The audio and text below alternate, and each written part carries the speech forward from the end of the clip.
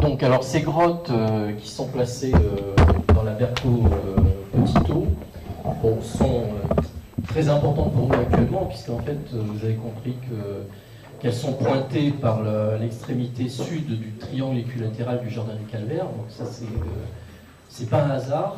En plus, vous avez compris aussi que dans ce Jardin du Calvaire ont été construits un certain nombre de grottes artificielles par Saunière. Donc il y a bien une volonté d'apporter une sorte de réponse démonstrative aussi bien par les cartes que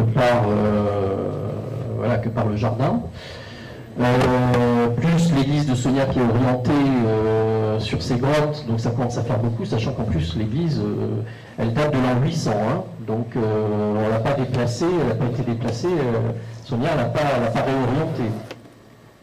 Donc tout montre que ces deux grottes ont une histoire très lointaine, au moins de l'an 800. Bon, qu'est-ce qu'on peut en dire de plus pour l'instant? Rien, sauf que elle démontre aussi que tout ce secteur Berco Petito et Berco Grando possède une géologie extrêmement torturée, on va dire, puisque en fait là on est en amont sur le Bézis, mais il y a toute la partie, vous l'avez compris, de l'aiguille, avec des fractures géologiques extrêmement importantes à cet endroit-là. Il y a 3 failles qui se croisent pratiquement au pied de l'aiguille. D'ailleurs, il y a des clubs de spéléo qui ont déjà exploré certaines cavités, mais beaucoup plus en amont, qui prouvent que cet endroit possède sans doute des ramifications naturelles. Il faut savoir aussi que toute cette région-là, c'est le fond des mers. C'était le fond des mers il y a des millions d'années.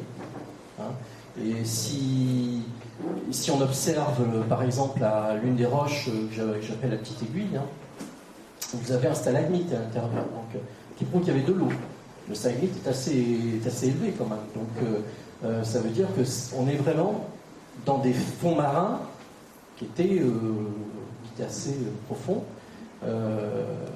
Et donc, voilà, donc ça, plus les failles, plus la géologie, etc. Donc, très certainement, on est sur des choses qui peuvent aller très, très profondément.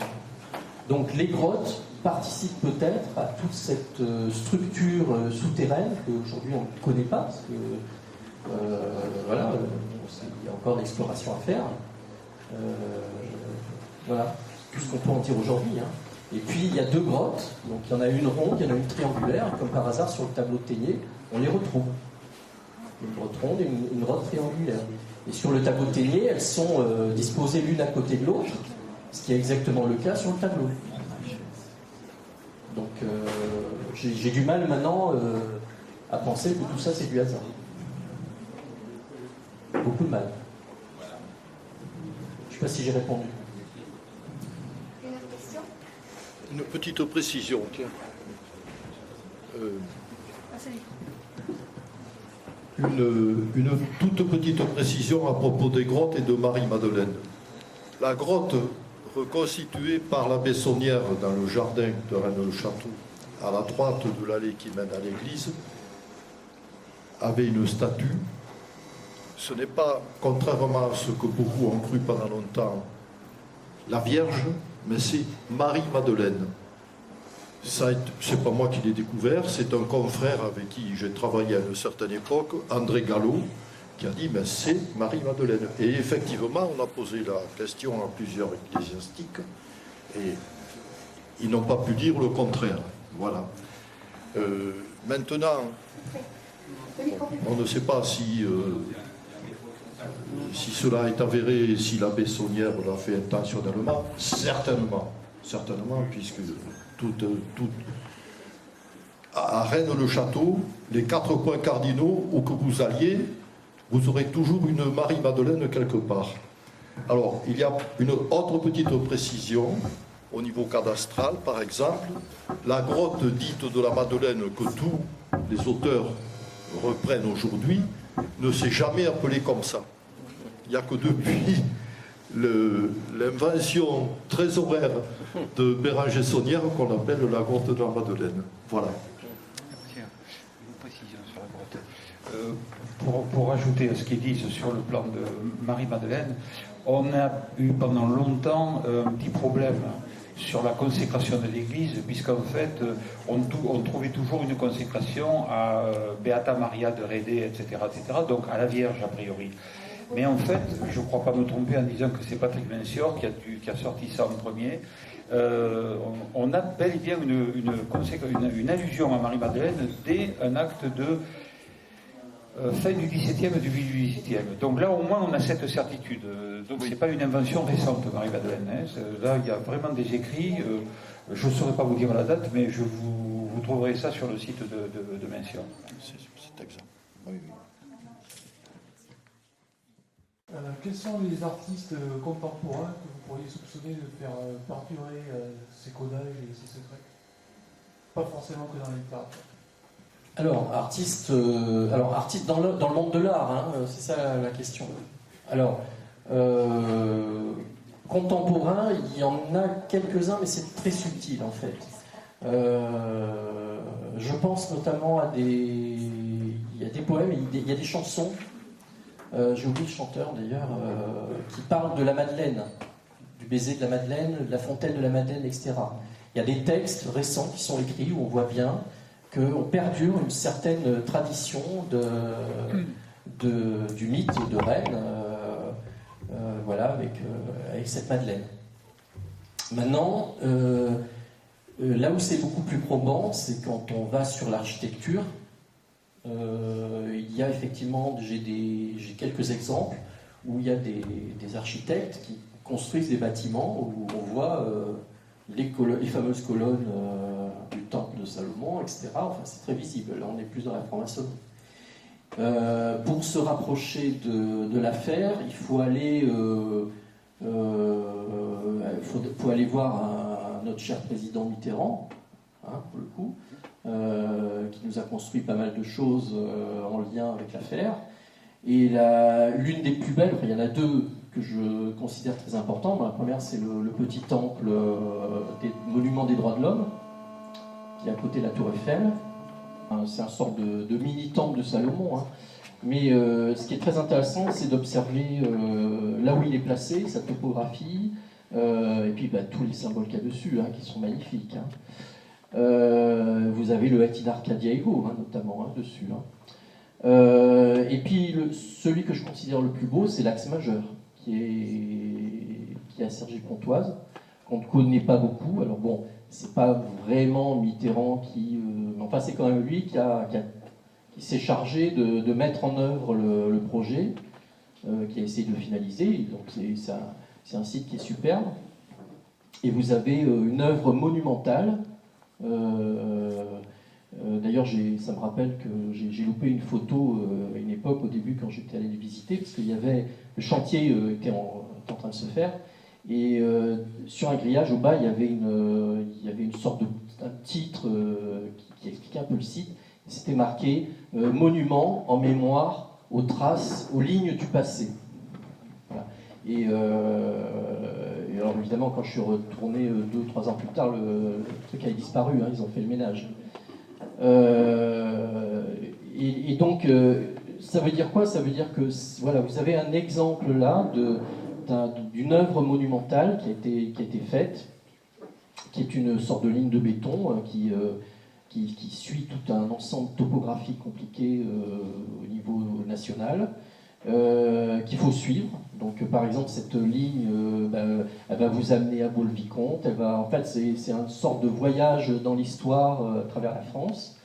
Et voilà, ça vous amène directement dans l'affaire, hein, de manière historique. Il faut voir qu'en fait, on est en présence de quelque chose d'assez important, et donc la mémoire ne doit pas se perdre. Voilà, c'est le principe de base, la mémoire ne doit pas se perdre.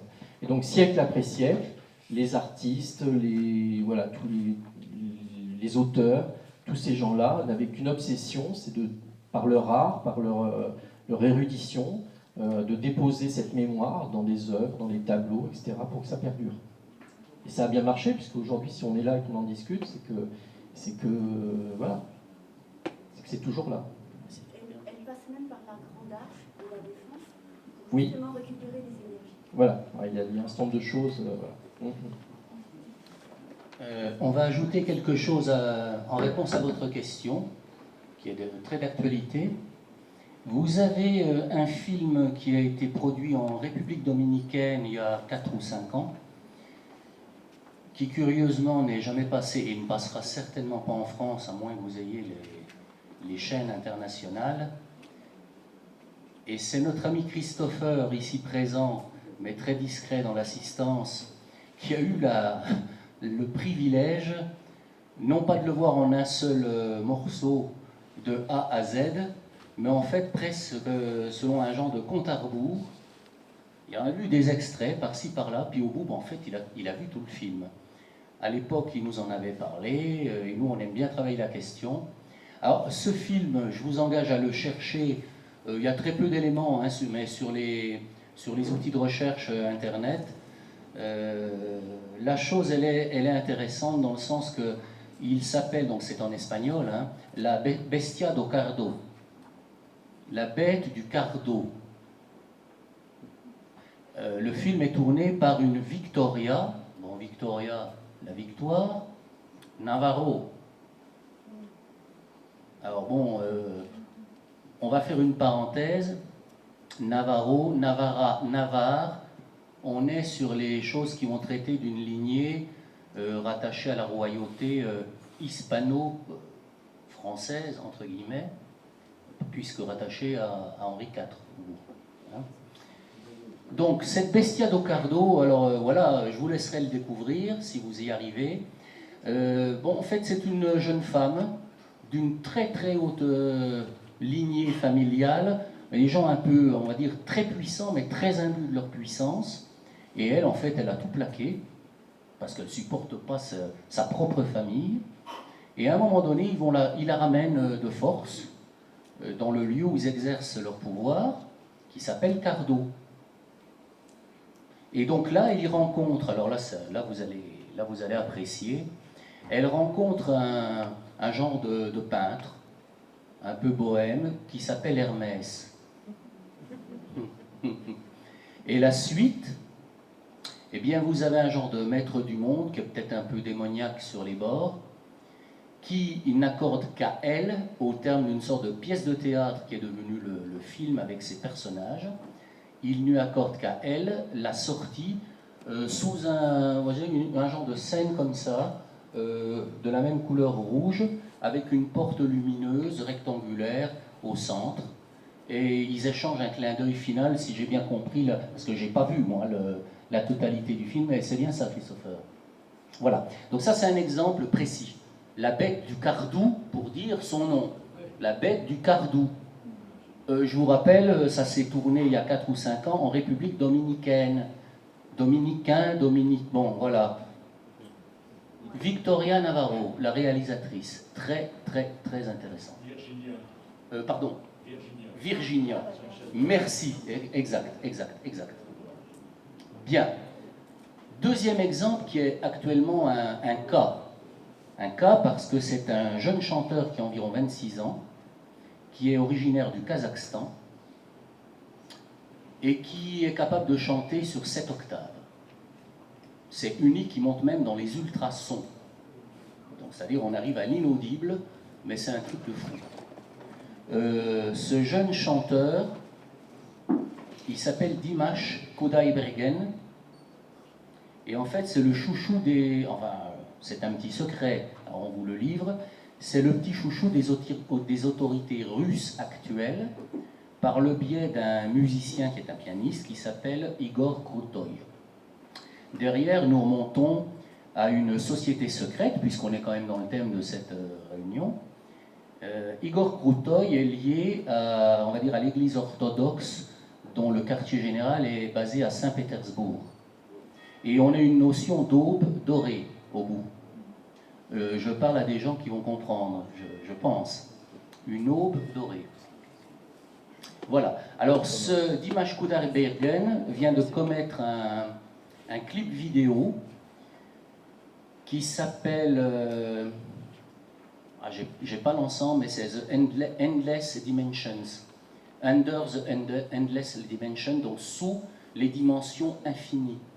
Ça fait partie de la bande originale d'un film qui a été produit en Italie il y a quelques mois, qui s'appelle Gods the Past, donc les dieux, le passé.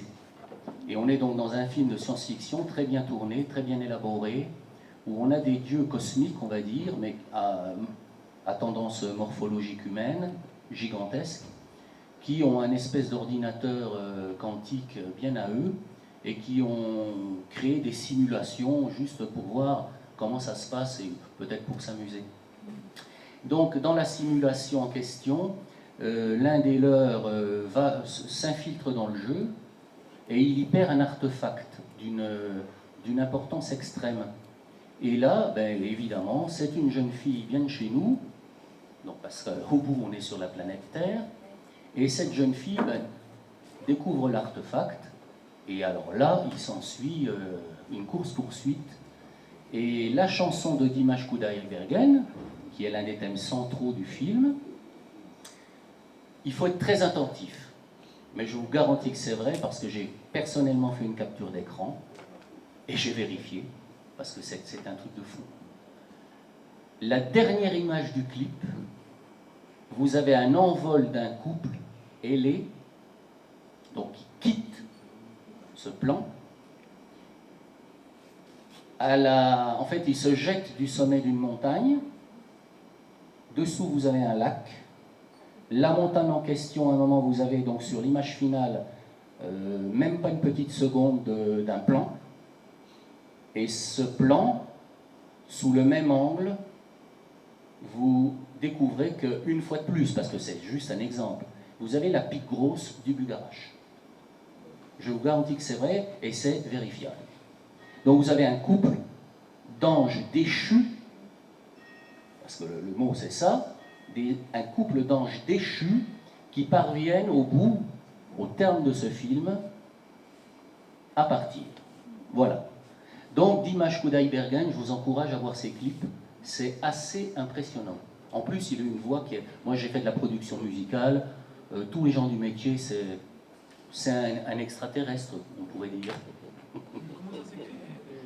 Dimash, D-I-M-A-S-H, donc Dimash, Shamash, dimanche. On est sur une incarnation probablement solaire. Hein. Dimash Kudaibergen, K-U-D-A-I, B-E-R, Berg, la montagne. Et alors, naturellement, alors on va reprendre cette table ronde. Hein. Il est originaire du Kazakhstan, et au Kazakhstan, il y a quand même la ville d'Astana, la capitale. La capitale récente, voilà, mais très intéressante, parce que vous avez quand même tiens, ça promets-nous quelques travaux, s'il te plaît. Jean-Pierre, il y a du public, il y a du monde, donc tu t'engages s'il te plaît. Astana. Hein? Oui. Bah oui, j'en ai terminé, merci. Les déplacements sont pris en charge. Astana, Atala, Magdala, on s'en sort pas. Hein. Ah oui, de toute façon, les thèmes sont récurrents, hein, donc normal. Bon, c'est pour Jean-Pierre, le jeune, parce qu'il y en a deux, alors donc pour les distinguer, je dirais le jeune et le vieux. Voilà. Parce que là, vous viendrez à mon bureau tout à l'heure. Ouais. J'aurais plus droit. Voilà, mais Jean-Pierre, tu nous as fait une démonstration hier qui a duré pas mal de temps. Ouais, c'était un peu long, ouais. Ouais, non, c'était très bien. Mais il y a une chose que tu nous as pas dite. Qu'est-ce que tu comptes trouver au pied de cette aiguille ou aux alentours de cette aiguille? Ah, une grosse question, ça. Bon, je pourrais dire que je peux pas tout dire, mais ça va pas vous plaire, quoi.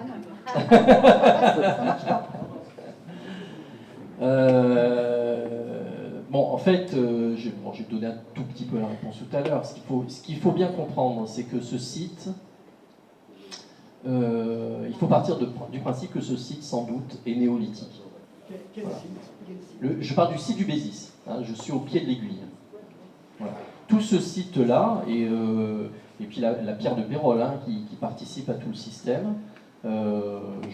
J'arrive à la conviction aujourd'hui, par toutes les lectures que j'ai, etc., que ce site, au départ, c'est un site néolithique très important.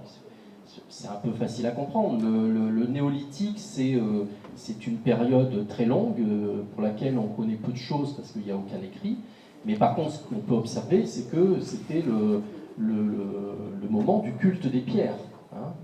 C'est une période où on levait les pierres parce qu'on considérait que les pierres étaient une sorte de trace divine, de trace des dieux. Le fait de lever les pierres, c'est une manière de rentrer en contact avec le ciel, avec les dieux. Bon. Donc, on vouait un culte infini aux pierres, donc d'où les dolmens, les cromlechs, etc., toutes ces formes-là.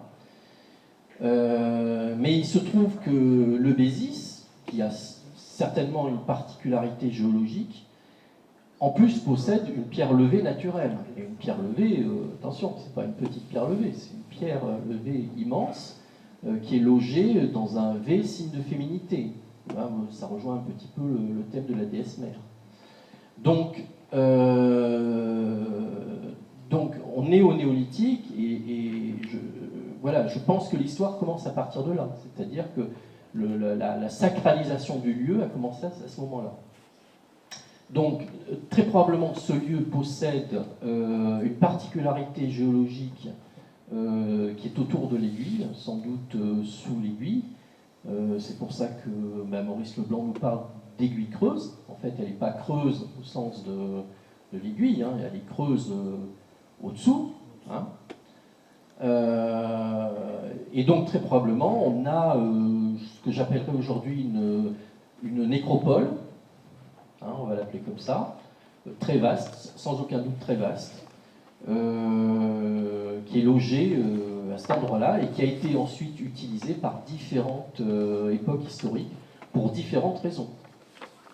Donc on n'est pas sur un principe de complot qui a organisé des choses sur des milliers d'années, on est simplement sur une utilisation d'une sorte de cave souterraine, connue depuis les temps les plus anciens, un sorte de coffre-fort sacré, qui est là, et évidemment, comme c'est un coffre-fort, on ne le divulgue pas, hein, c'est un secret. Et voilà, et qui est passé de siècle en siècle. Ensuite, il a certainement été oublié, certaines périodes. En plus, on pense aujourd'hui qu'il a été rendu votif, c'est-à-dire qu'à un moment donné, on a mis des choses à l'intérieur qu'il fallait protéger définitivement.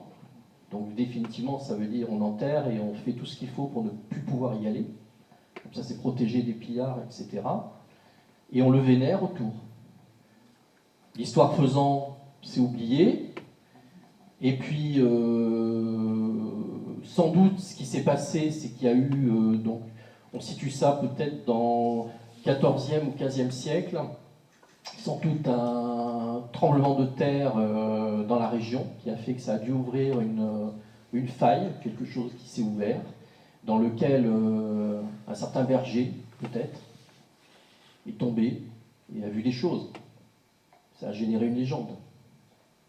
Et puis ça s'est réveillé au XVIIe siècle, résurgence du secret. On a commencé à redécouvrir le dépôt, on l'a pillé en partie. On a utilisé pas mal de choses pour faire, notamment Vaux-le-Vicomte, Fouquet, et puis même Versailles. Hein, je rappelle que si vous vous intéressez à l'histoire de Versailles, du château de Versailles, on sait tout sur Versailles, tout. On a tous les plans, on sait parfaitement comment elle était construite. Par contre, il y a une chose que les historiens ne parlent jamais, c'est comment il a été financé. Vous ne trouverez jamais rien sur le financement du château de Versailles. Mais parce qu'on ne sait pas. Tous les comptes ont été masqués, trafiqués. Il faut savoir en plus qu'on est dans une période tourmentée de la France. Hein, la France est en pleine famine. Louis XIV fait la guerre côté espagnol et dans les Flandres. Là, les caisses du royaume sont vides. Et vous avez un château. Il fait construire un château qui est démesuré, qui est un des plus beaux châteaux du monde. Hein. Voilà, faut pas se cacher. Hein. Vous avez une galerie des glaces que tout le monde entier nous envie. Comment ça a été financé tout ça? Alors ça, par contre, les historiens, là, circulent, il n'y a rien à voir. Qu'est-ce que vous y voyez? Pardon? Qu'est-ce que vous y voyez, vous? Dans le financement? Oui. Ah ben, il faut trouver une explication à ce financement. Donc, quand on remonte, et là, pour le coup, il faut faire un peu d'histoire, là, hein, il faut regarder tous les personnages qui ont gravité autour du château de Versailles. Vous avez les 3 acolytes inséparables qui ont construit aussi Vaux-le-Vicomte. Vous avez le nôtre, vous avez tous ces gens-là qui sont... par exemple, si vous regardez le nôtre, c'est un personnage fascinant. Hein. Là, il y a de la société secrète derrière. Hein. Mais vous avez aussi un personnage comme Mansart. Ah, Mansart. Personnage très, très particulier. Hein. D'ailleurs, c'est lui qui a construit qui a construit la galerie des glaces. Hein. C'est le même qui a construit le mausolée des Fouquet, de la famille Fouquet, qui est à Paris. Hein. Donc, et quand vous creusez un petit peu, vous apercevez qu'il y a des relations historiques entre la capitale, entre Paris, à cette époque-là, et puis la région, Rennes. Hein, vous avez plein de relations, on va commencer par Nicolas Paillon. Hein. Donc, et là pour le coup, pour comprendre un petit peu, il faut aller dans l'histoire. Hein. Mais on pense aujourd'hui qu'effectivement, il y a eu un financement, il y a une partie du château de Versailles qui a été certainement financée par quelque chose qui vient d'ici.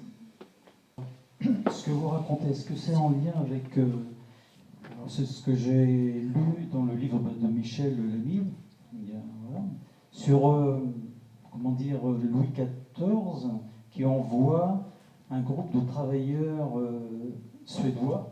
Oui, c'est bien ça. Voilà, d'accord. Bon, on fait Colbert. Ah oui, voilà, hein, c'est en lien avec Colbert. Ouais. Ouais. Ok, donc c'est cette histoire-là que vous racontez. Oui, alors c'est une petite partie de l'histoire. Voilà, c'est peut-être. Ouais. Juste pour vous dire que Louis XIV passe par la vallée de la Loire avec les mousquetaires, et c'est l'histoire de la réunion des États généraux de Bretagne, où il apparaît à Nantes, et il fait arrêter Fouquet.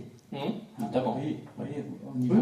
Au niveau étatique d'une affaire d'importance. Voilà, tout à fait. Là, on rentre dans une partie de l'histoire qui est très intéressante, qui est passionnante, hein, qui est cette histoire des Fouquet, de la famille Fouquet, avec l'arrestation de Fouquet, qui se rattache au tableau d'Arcadie, hein, puisque ce qu'il faut savoir, c'est que l'histoire raconte évidemment que Louis XIV, fou furieux, fait arrêter Fouquet.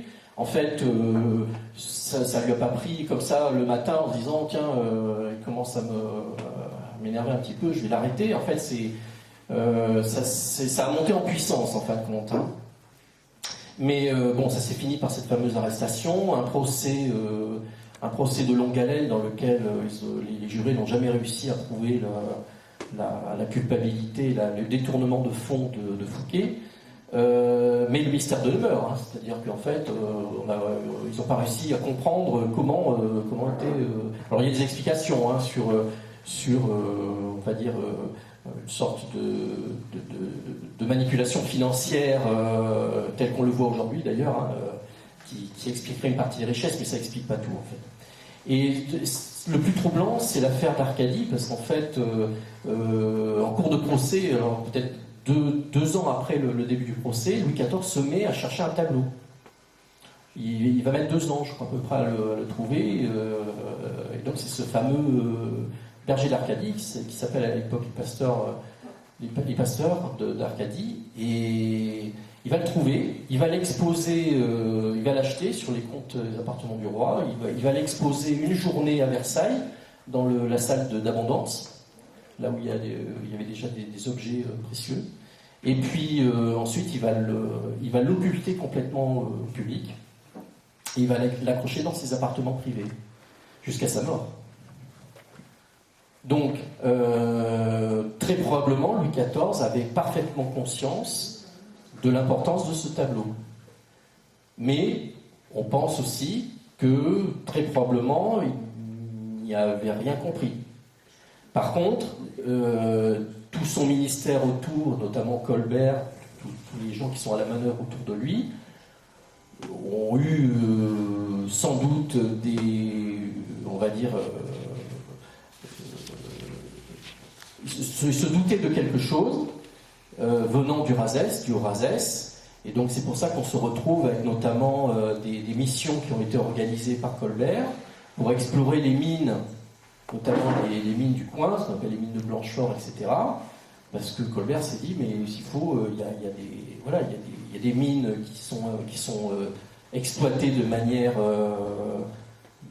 secrète, qui nous fait remonter des finances. Donc voilà, ils ont voulu aller voir ce qui se passe. Donc il y a tout un ensemble de choses. Ouais. On va tenter d'avancer en vous amenant quelque chose qui concerne le site internet de Jean-Pierre, qui a fait un grand scandale, hein, il y a quoi, une douzaine d'années. Il se trouve que j'ai commis l'erreur, je vous l'avoue, j'ai commis l'erreur de mettre le pied dans la marmite, et là où c'était chaud. Je découvre les agissements d'un père jésuite qui est un Léonard de Vinci puissance 1000, et je pèse mes mots, un tel Athanas Kircher. Tout est vérifiable. À l'époque, on avait fait connaissance, je publie un peu comme ça. Et le fait est que cet Athanas Kircher fait une expédition en Égypte, une expédition commanditée par Fouquet. Il fait une expédition en Égypte et il ramène, et on le sait, puisque la preuve existe dans un poème de Jean de La Fontaine, référencé. Donc ce poème, il faut savoir qu'il est très précis, parce que c'est un hommage rendu à la réussite de l'expédition. Et donc Jean de La Fontaine, curieusement, c'est aussi un petit protégé, on va dire, son mécène numéro 1, c'est Fouquet. Voilà. Donc on a toujours les mêmes personnages qui gravitent autour de l'affaire. Et donc, le père Kircher, je vous le répète, c'est un génie. C'est un génie. En multi-domaine. Il s'est intéressé à tout ce qu'un être humain pourrait éventuellement parvenir un jour à s'intéresser. Donc c'est inimaginable. Et donc ce monsieur revient d'Égypte avec 2 sarcophages très pesants et très grands. On peut dire gigantesques. Le mot est faible. Il accoste dans la zone de Marseille.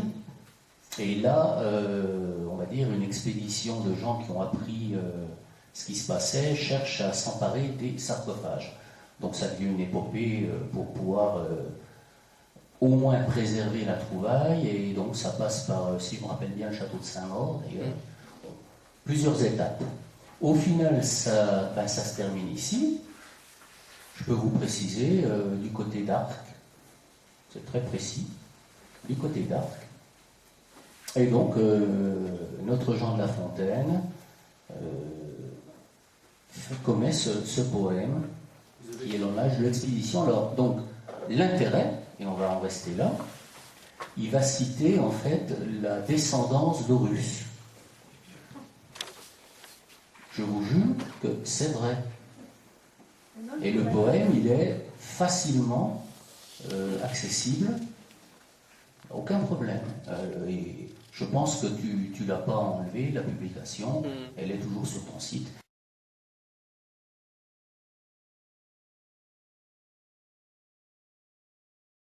Sur les parties sur lesquelles il est intervenu, je n'ai aucune compétence. Il y en a une pas que j'ai, sinon vous allez tous sortir de la salle à vitesse, de peur. Mais je voudrais apporter une petite précision. Tu as employé le terme de magie rouge à un moment donné, avec les connotations qu'il peut y avoir derrière. Alors il faut être assez clair sur la magie rouge. Il y a 4 catégories de magie, mais il y a une magie qu'on appelle la magie rouge, mais ce n'est pas une magie qui doit être considérée que négative. C'est une magie du sang, sans aucun doute. C'est une magie qui est avant tout, elle est très dangereuse à manipuler, c'est ce qu'on appelle la magia sexualis, c'est la magie sexuelle. Et la magie sexualiste, la magie rouge, se manipule de deux façons, au bien ou au mal. Les grands, je dirais pas les inventeurs, mais les promoteurs de la magie sexualiste en Europe, d'abord, c'est un Américain qui s'appelle Randolph, qui est un rosicrucien dans une tradition ancienne de la Rose-Croix d'un certain endroit de Bavière, donc je n'en dirai pas plus, parce que c'est quelque chose de très ancien, qui a créé aux États-Unis le premier mouvement rosicrucien américain, qui a commencé à travailler, à codifier la magie sexualiste dans des termes cohérents pour des êtres du 19e siècle, etc. Mais la magie sexualiste, telle que nous la connaissons encore actuellement, elle est en train de redémarrer. Elle est due essentiellement à une femme dont peu de gens d'entre vous doivent connaître le nom, qui était Maria de Naglowska. Maria de Naglowska, qui est une grande initiée du XXe siècle, qui a été quelqu'un d'assez exceptionnel. On connaît un certain nombre de choses d'elle, mais dans des cercles restreints, confidentiels, parce qu'il faut aller vraiment chercher ça. Il y a cependant un petit livre qui a été écrit par celui qui a été son bras droit et son élève et son fils spirituel, et qui s'appelle La Sophiale. Si vous avez l'occasion de lire ce livre qui s'appelle La Sophiale, vous découvrirez la personnalité de Maria de Naglowska et ce qu'est la magie sexualiste de Maria de Naglowska et la nouvelle trinité. Et vous verrez qu'effectivement, c'est un versant de la magie sexuelle qui est un versant extraordinairement positif, mais atrocement compliqué à comprendre et excessivement dangereux à utiliser. Et je pèse mes mots et les adverbes en particulier. Donc allez-y sur la pointe des pieds, ne vous aventurez pas là-dedans n'importe comment, mais la magie sexualiste, il y a deux faces, deux précises. La face à laquelle Christopher a fait allusion tout à l'heure, qui est sacrificielle, qui est... dans les deux cas, on a le sang, bien entendu. Mais dans après, vous allez me permettre de ne pas rentrer dans des détails anatomiques et des détails sordides, mais on a l'utilisation du sang dans effectivement toutes les formes de cette magie. La magie de Maria Naglowska est en train de redémarrer depuis quelques années, et elle est à mettre en corrélation pour un temps avec un secteur que connaissent bien quelques-uns de nos amis ici présents, qui est si vous avez entendu parler du grand lunaire, voilà, ça vous renverra à quelque chose certainement, sinon allez chercher. Je parle de tout ça dans mon bouquin, donc publicité gratuite et bienveillante. Voilà, c'est tout ce que je voulais dire. Peut-être que Jean-Yves... non. En relation avec le sexe rouge. Oui, en relation avec le sexe rouge. Le sexe rouge, évidemment. Je ne voudrais pas faire peur aux gens tout de suite, parce que la nuit va tomber, donc tout le monde va commencer à... Je pense que nous sommes entre adultes. Il y a un enfant, il n'a pas l'âge de comprendre ce que j'évoque là. Quand vous parlez de magie sexualiste, c'est effectivement un aspect de la magie rouge. Oui. Mais celui qui nous préoccupe aujourd'hui, qui est en train de passer au niveau exotérique, c'est celui qui était pratiqué de tout temps, auquel les conquistadors mirent un terme en ce qui concerne les sacrifices humains chez les Aztèques, chez les Mayas, mais qui s'est perpétué, puisque la Montespan a eu recours à cette magie rouge qui consistait, de la part d'un abbé défroqué, à sacrifier un enfant sur son ventre alors qu'elle a été étendue sur un autel, parce qu'il y a de réels pouvoirs qui à ce moment-là étaient accessibles. Et je pense à l'adrénochrome. Et là on parle de satanisme.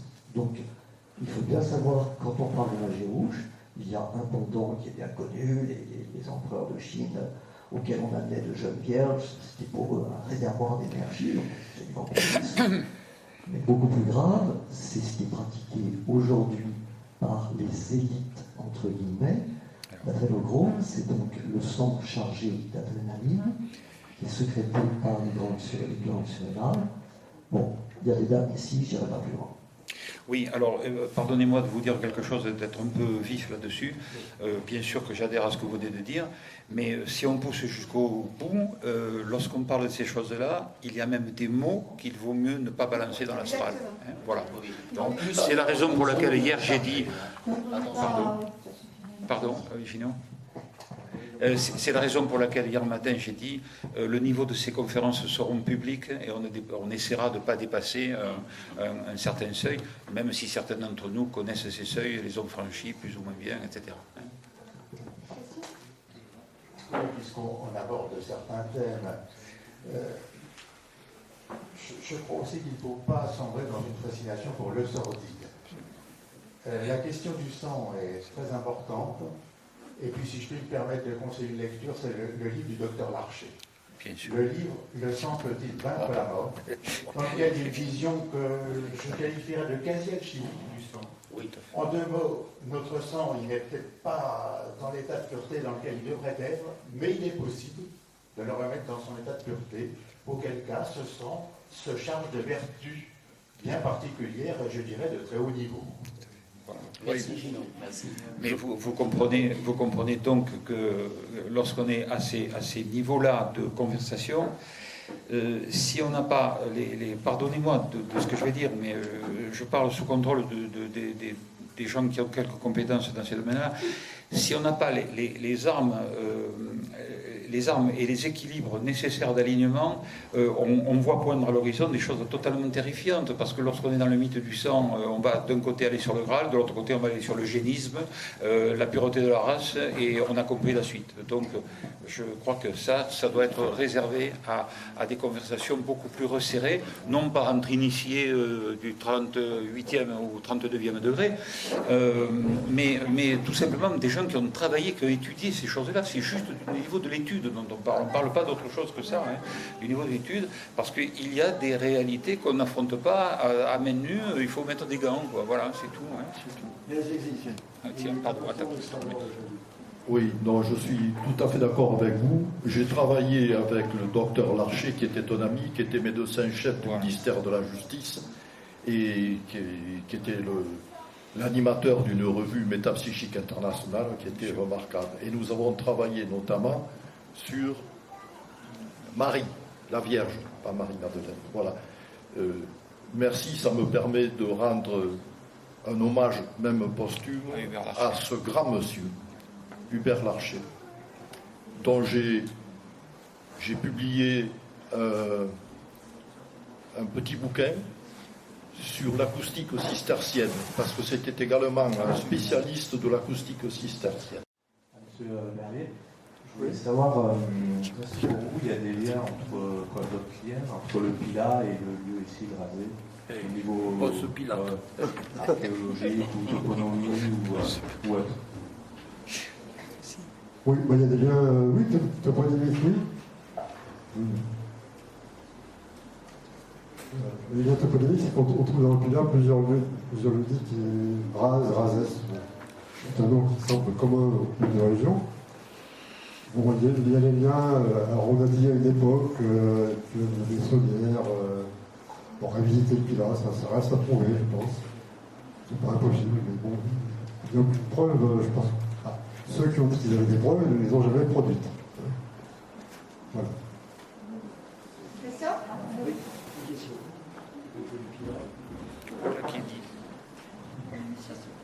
Oui, donc à propos du Pilat, l'étymologie commune, c'est Ponce Pilate. Oui. Dont l'épouse, Claudia Procula, était issue de la Narbonnaise. Est-ce que vous pouvez nous en dire un peu plus? Oui, bien sûr. Ça, je sais que je connais bien. Pilat, oui, il faut savoir que Pilat, à l'origine, ça s'écrivait P-I-L-A, sans T final. L'étymologie première semble venir du latin Pilat, qui veut dire colonne, pilier, avec une valeur métaphorique. On a comparé le Pilat, quand on le voit un petit peu loin, on a l'impression, surtout quand c'est par un temps un petit peu nuageux, on a l'impression que cette montagne soutient le ciel. Donc on a comparé à un pilier, Pilat. Ça viendra peut-être de là. Ça, c'est l'étymologie première du mot latin Pilat. Et la légende de Ponce Pilate a été développée à partir du 9e, 10e siècle par l'évêque de Vienne au pied du Pilat. Pas Vienne en Autriche, hein, Vienne dans la Drôme. Non, dans l'Isère, Vienne dans l'Isère. Voilà. Donc l'évêque de Vienne, qui s'appelait Saint Anneau, qui a écrit un martyrologe. Et lui, c'est lui qui imagine, qui situe l'exil de Ponce Pilate à Vienne. Et à partir de là, vont se créer toutes les légendes. Alors, il y a plusieurs ramifications dans la légende. L'une des ramifications dit que Ponce Pilate, donc, pris de remords et broyé par le remords d'avoir causé la mort de Jésus, part dans la montagne et se donne la mort dans un endroit assez extraordinaire qui est le Saut d'Uvier, une cascade de cette rivière Lugier. Et bon, c'est une des histoires, parce qu'il y a plusieurs ramifications dans la légende. Et donc, à partir des 16e et 17e siècles, on a rajouté un T final au Pilat pour faire coller à la légende. Hein. Et alors, dans les légendes du Pilat, on dit par exemple, ce qui est intéressant, c'est le lien entre Pilat et Grasès, on l'entend au niveau des légendes, c'est qu'on a les mêmes légendes au niveau du Bulgarache, au niveau du Pilat. On dit que Noé, avec son arche, a abordé une montagne qui pourrait être le Pilat, ou qui pourrait être le Bulgarache. Dans le Pilat, on dit que c'est le Pilat, et ici, on dit que c'est le Bulgarache. Et le Pilat comme le Bulgarache sont des montagnes qui se trouvent de nuages. Il y a un dicton populaire qui dit que quand le Pilat a son chapeau, le voyageur, lui, tu restes chez toi, parce que la pluie ne va pas tarder à tomber. Etc.